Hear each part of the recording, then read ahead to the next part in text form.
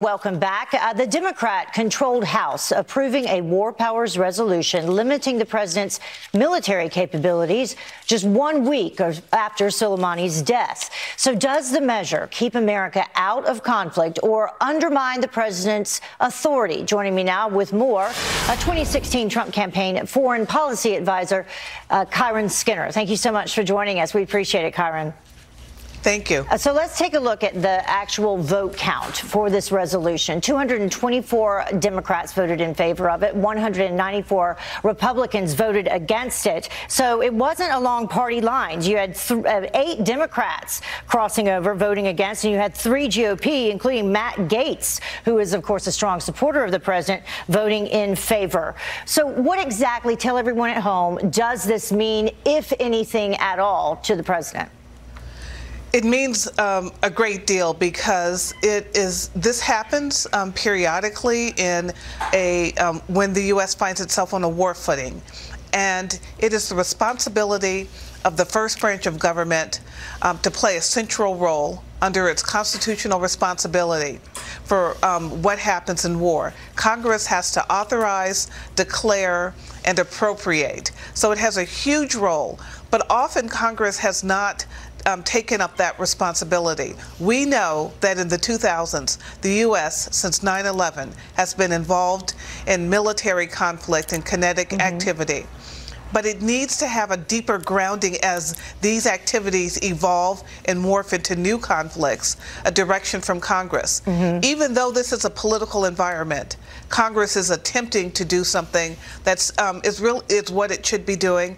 And it's hard for the White House, but it's actually necessary. Let's take a look, since you just brought it up, in reference to historically what has happened with war powers resolutions and different presidents during their administration. We have President Obama in 2011 with the Libya conflict. We have President Clinton in 1993 with Somalia, President Bush, the Gulf War, President Reagan with the Lebanon policy. But I have to ask you, because we heard President Trump talking about this last night, and it made sense in terms of this particular movement, which was to take out a terrorist who has killed thousands and thousands of people, been responsible for plans to kill them as well across the world.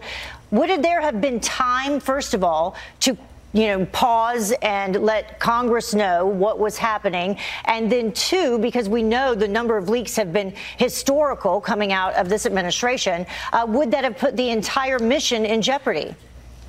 You're asking questions that are key because in some ways the way the attackers of the president have talked about it, it's actually very silly. We know that there's a lot of leaking that goes on the Hill. There are a lot of staffers, many people involved in any discussion, even if it's in a SCIF, a classified environment. That's one problem. 2, the speed of the decision did not allow, as I understand it, time for there to be congressional deliberation with executive branch briefers. And those on the Hill know this game. And I think they've used that part of their discussion for political score pointing, and it undercuts the bigger responsibility that they have. Now, on to your point about the various war power activities and resolutions and authorizations that have taken place in the last few decades. Concerning Iraq, our last AMUF, authorization for the use of military force, took place in 2002 as a justification for us going in 2003. This is a very different Iraq and a very different circumstance. I don't think it should be inappropriate or unwise to have an updating of what we're actually doing in Iraq. Well, that being said, with all the focus on Iran, will this open the door for a resurgence of ISIS? And that's the final question.